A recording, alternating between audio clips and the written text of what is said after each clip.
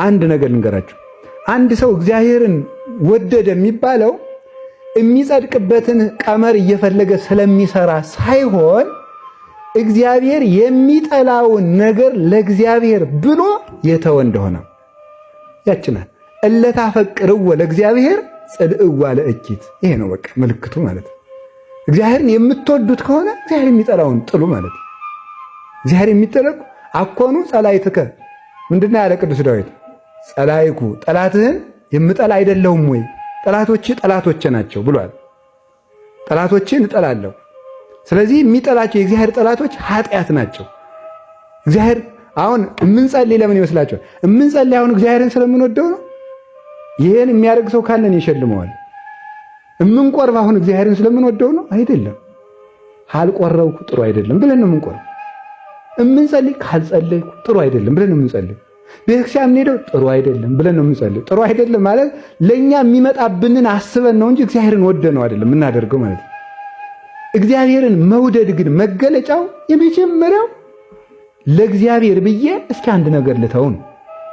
ሲያው እንግዲህ ዛሬ ከተወለድን 50 40 20 30 15 ዓመት ይሆነዋል ለዚህ ውስጥ ማለት እስከ ዛሬ ድረስ ለእግዚአብሔር ብዬ የተውኩት ምን አለኝ ብሎ ማሰብ።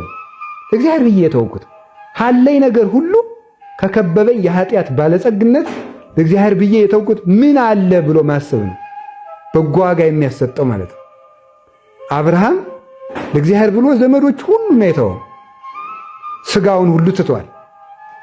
ነውርን ሁሉ ትቷል። ለእግዚአብሔር አለው ለእግዚአብሔር ማፈርን ሁሉ ነው የተውት። ተገዘርልኝ ሲለው አብርሃምን ማፈርን ትቶ ለእግዚአብሔር እርቃኑን አጋልጦ መስጠትን። ቅዱሳን ለእግዚአብሔር እንኳን ኃጢአትን ክብርን ይተዋሉ ማለት ነው። ማፈርን ይተዋሉ። እና እንደው አንድ እንጨት ብተውልኝ ምን አለ ያለው እግዚአብሔር። እስኪ እንደው አንድ የምትወዳትን ነገር ያስጎመጀችን ነገር ተዋት። አሁን የዛሬው ትምህርታችን ውጤት መሆን ያለበት እግዚአብሔር ቢረዳን ማለት ነው። እኔም እናንተም አንዲት የምንወዳትን ዕፀ በለስ ከዛሬ ጀምሮ ለመተው ቃል ብንገባ ነው። ግቡ አላልኩ፣ ግቡ ነው ያልኩት እንጂ ማለት እያስማልኳችሁ አይደለም ነው። ለራሳችን ግን እስቲ መወሰን በቃ አንድ የምወዳት ዕፀ በለስ አለች፣ ከዛሬ በኋላ ይችን እተዋታለሁ። ተተዋላችሁ? እንድንተው እግዚአብሔር ይርዳን በሉ ነው ያልኩኝ።